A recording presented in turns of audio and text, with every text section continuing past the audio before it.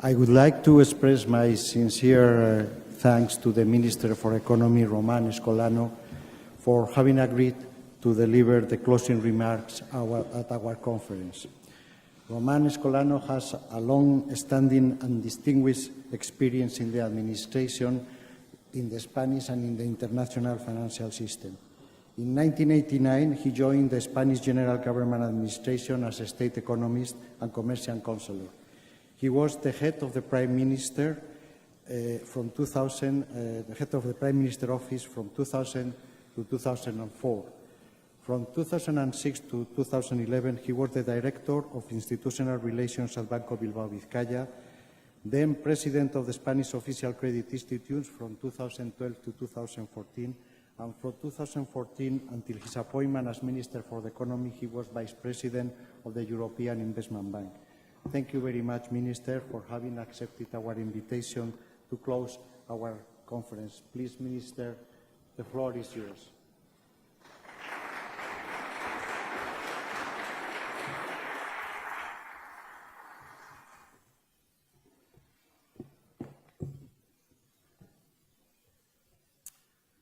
Dear Deputy Governor, dear First Deputy Managing Director, first of all, I would like to thank Bank of Spain and the International Monetary Fund for having kindly invited me to close the joint conference on the economic outlook and challenges of Spain and the euro area.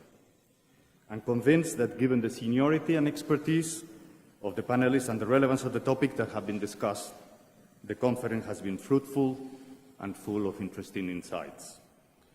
I will begin by giving you an overview of the outlook and challenges of the Spanish economy. Then I will turn to the importance of taking advantage of the current positive economic juncture to deepen the Economic and Monetary Union, or EMU. And I will conclude by making some remarks on the role that Spain is willing to play in this regard. But first, would you please me allow to continue in Spanish? Durante los 3 últimos años, la economía española ha crecido por encima del 3%, a la cabeza de las grandes economías avanzadas. Los indicadores adelantados apuntan a un ritmo de expansión similar en el primer trimestre de 2018. Hasta la fecha, esta tendencia ha permitido que la economía recupere sus niveles precrisis, tanto en términos de PIB como de PIB per cápita, y 2/3 del empleo total destruido durante la crisis. Este dinamismo se ha visto favorecido por un cambio estructural en el patrón de crecimiento, un cambio que tiene al menos 3 dimensiones que comentaré a continuación. En primer lugar, la economía española es ahora más competitiva. El saldo por cuenta corriente ha sido superavitario, como saben ustedes, durante los últimos 5 ejercicios y los organismos internacionales proyectan que continúe esta dinámica durante los próximos años. Además, hay signos de que este superávit tiene un componente estructural, ya que el saldo exterior positivo se mantiene a pesar del alza del precio del petróleo, la apreciación del euro y el buen tono de la demanda interna. Esta transformación exterior ha favorecido un patrón de crecimiento más equilibrado. Se espera que por 3er año consecutivo, tanto la demanda interna como la externa contribuyan positiva y simultáneamente al crecimiento del PIB real. En segundo lugar, España está mostrando una gran, y me permiten decir, nueva capacidad de creación de puestos de trabajo. El empleo continúa creciendo a un ritmo en torno a 500.000 de puestos de trabajo al año y esperamos que a finales de 2018 haya ya unos 19,5, unos 19,5 millones de ocupados. Merece la pena recordar que la tasa de paro ha caído en más de 10 puntos porcentuales desde el máximo alcanzado en 2013, es decir, en algo menos de 5 años. Un ritmo de reducción del desempleo sin precedentes en la historia reciente de nuestro país. Tal y como han reconocido diversos organismos internacionales, diversos analistas internacionales, el umbral de crecimiento a partir del cual la economía española empieza a crear empleo ha descendido, lo cual es una clara señal del cambio estructural experimentado por el mercado de trabajo español. En tercer lugar, y como todos ustedes bien saben también, el funcionamiento del sector financiero español ha mejorado sustancialmente. El crecimiento medio anual del nuevo crédito a hogares y pymes lleva 3 años siendo positivo. El coste medio de la deuda de los bancos españoles es ligeramente inferior al de las grandes economías de la zona euro, lo que permite que las entidades de nuestro país concedan financiación a tipos muy competitivos. Entre los factores que han contribuido a que el crédito fluya a la economía real se cuenta el fuerte proceso de desapalancamiento llevado a cabo por el sector privado, que a día de hoy supone una reducción de casi 60 puntos porcentuales del PIB respecto al pico alcanzado en el año 2010. Esta asignación más eficiente del crédito se refleja en el descenso del peso relativo de la inversión en construcción en favor de otras partidas de la formación bruta de capital fijo que tienen un mayor impacto sobre la productividad, como son la inversión en equipo y en activos intangibles. De hecho, desde 2009, las exportaciones de bienes y servicios, el peso de las exportaciones de bienes y servicios en el conjunto del PIB, ha aumentado en algo más de 10 puntos porcentuales del PIB, mientras que la inversión en construcción ha caído en una tasa relativamente similar. Una imagen, me parece, muy representativa de la transformación competitiva de la que estamos hablando. Como consecuencia de lo anterior, España ha sido capaz de combinar incrementos en el número de horas trabajadas per cápita con ganancias de productividad similares o incluso superiores a los de las grandes economías de nuestro entorno. Este cambio no habría sido posible sin el proceso de consolidación fiscal acometido durante esta época. El déficit público cerró el año pasado, cerró 2017, en el 3,1% del PIB, 8 puntos por debajo del registrado en 2009. El Gobierno espera que en 2018 dicho déficit se sitúe claramente por debajo del 3%, lo que nos permitirá abandonar el brazo correctivo del procedimiento de déficit excesivo enmarcado en el Pacto de Estabilidad y Crecimiento. A pesar de todos estos datos, y me gustaría subrayarlo, nunca podemos caer en la autocomplacencia. Quedan 1 millón de puestos de trabajo por recuperar para alcanzar el nivel de empleo previo a la crisis. Y la economía, el conjunto de la economía, sigue estando muy endeudada, con niveles altos de endeudamiento. Pero creo que hemos sentado las bases para que la economía crezca de forma sostenida durante los próximos años. Un ingrediente fundamental para seguir reduciendo de forma sostenida la ratio deuda-PIB y para continuar particularmente luchando todavía contra el desempleo, que es la vía socialmente más eficaz de reducir las desigualdades. Me gustaría recordarles que hace una semana el Gobierno anunció una revisión al alza en su previsión de crecimiento para 2018, como ustedes conocen, del 2,3 al 2,7%. Esta expectativa es prudente y está en línea tanto con el consenso nacional como con el consenso internacional. En caso de materializarse esta predicción, esta proyección, la economía española habrá sido la que más haya crecido entre las grandes economías de la zona euro y quizá incluso entre las grandes economías del mundo durante 4 años consecutivos. En mi opinión, este buen momento de la coyuntura en España y, en general, en la eurozona debería servir precisamente para profundizar en el proyecto de unión económica y monetaria. Ninguna coyuntura positiva dura indefinidamente y, tarde o temprano, la economía de la zona euro tendrá que hacer frente a algún shock adverso. Una de las principales lecciones que puede extraerse de la crisis es que la eurozona, la zona euro, es todavía una unión monetaria incompleta que carece de los instrumentos necesarios para absorber las perturbaciones simétricas o asimétricas de forma eficaz. Aunque se encuentre en una fase avanzada, la unión bancaria todavía no está finalizada.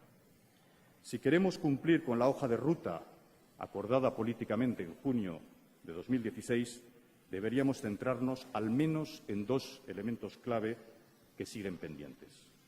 En primer lugar, un mecanismo de respaldo común para el Fondo Único de Resolución que contribuirá a garantizar la estabilidad financiera de la Unión en su conjunto. En segundo lugar, el llamado tercer pilar de la unión bancaria, es decir, un esquema de garantía de depósitos único con su fondo correspondiente. Este esquema único será crucial para garantizar que todos los depósitos gocen del mismo nivel de protección, con independencia del país en el que estén localizados. Servirá para romper definitivamente el círculo vicioso bancario y soberano y, finalmente, servirá para complementar adecuadamente y de forma centralizada a los mecanismos únicos de supervisión y de resolución. Como ha apuntado recientemente en un discurso en Berlín la semana pasada la directora gerente del Fondo, sería muy importante fijar en el Consejo Europeo de junio un horizonte claro con fechas concretas que nos permita avanzar en la creación de este esquema único de garantía de depósitos.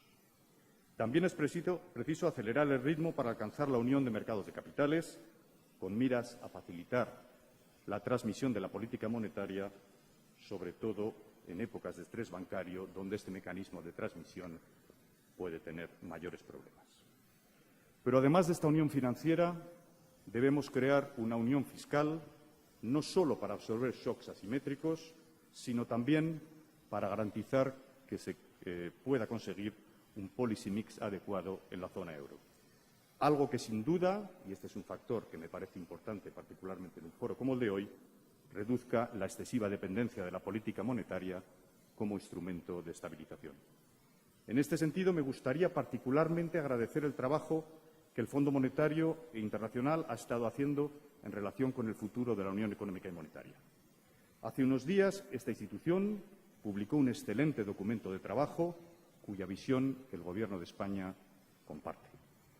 Tal y como dijo la semana pasada en el discurso que he mencionado en Berlín la directora gerente del Fondo, Christine Lagarde, esta capacidad fiscal común no solo ayudaría a prevenir crisis futuras, sino que también contribuiría a suavizar el ciclo económico y a mejorar el funcionamiento de la Unión Monetaria en su conjunto. Y, al mismo tiempo, obligaría a todos los Estados miembros a ser responsables de sus finanzas públicas, por lo que en ningún caso se debería convertir en un mecanismo de transferencias permanentes entre unos Estados y otros. La función de estabilización que plantea el Fondo Monetario Internacional puede, y así está explicado de forma muy cabal en el documento, puede basarse en varios pilares. Creo que en alguno de esos elementos, y esto me gustaría también aportarlo, el propio Banco Europeo de Inversiones puede desempeñar un papel destacado como proveedor de financiación para el banco privado en momentos de estrés financiero y así dinamizar los volúmenes de inversión. Dicho esto, España siempre ha considerado que el proceso de compartición de riesgos debe avanzar en paralelo al de reducción de riesgos. Para asegurar la convergencia y estabilidad, en los últimos años, la zona euro se ha dotado de una nueva caja de herramientas con elementos tales como los mecanismos únicos de supervisión y resolución, el procedimiento de desequilibrios macroeconómicos o el llamado Fiscal Compact. Además, las negociaciones del paquete bancario están en una etapa avanzada y el trabajo y propuestas recientemente lanzadas tanto por el BCE como por la Comisión Europea para reducir los elevados niveles de créditos morosos suponen pasos importantes para mejorar la confianza en el conjunto del sistema bancario europeo. Se observa así un avance claro en el proceso de reducción de riesgos. España nunca ha tenido miedo de abordar este asunto. En el plano financiero, como ustedes conocen, se han tomado numerosas medidas y medidas de calado. Tras un ambicioso proceso de recapitalización, reestructuración y saneamiento, hoy el sector bancario español es más rentable, competitivo y eficiente. La adopción de medidas que incluyen una correcta valoración de activos, una dotación de provisiones adecuada y la creación de Sareb han sido esenciales para poder reducir en un 50% el stock de créditos dudosos desde su máximo alcanzado en 2013 y hacer simultáneamente descender la ratio de morosidad a niveles similares a los de la zona euro y la Unión Europea en su conjunto.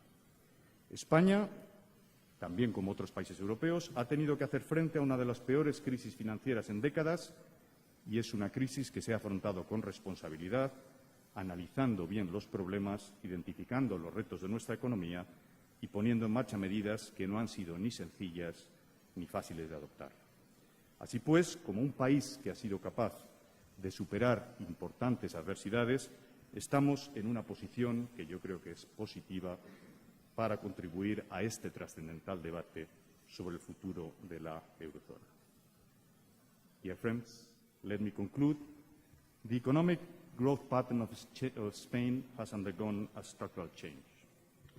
The reforms implemented by the government have substantially contributed to this shift, setting the grounds to what is today an extended recovery.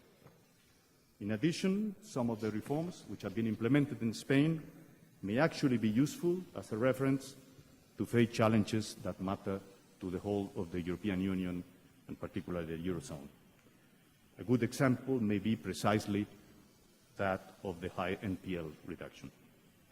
Now the aim is to proceed, as the name of this conference indicates, from recovery to building a resilient system that fosters a solid and sustainable economic expansion. Even the momentum of the euro area is experiencing a call for optimism. Time is of the essence, and we should not be complacent. Deepening the EMU should be understood as a priority not only because the current economic and political situation promotes coordinated action on this front, but also because we have already created significant political expectations around this project. Let me say that Spain, particularly Spain today, is ready to work in this regard, and we are willing and able to contribute to this essential debate in Europe. Thank you very much for your attention.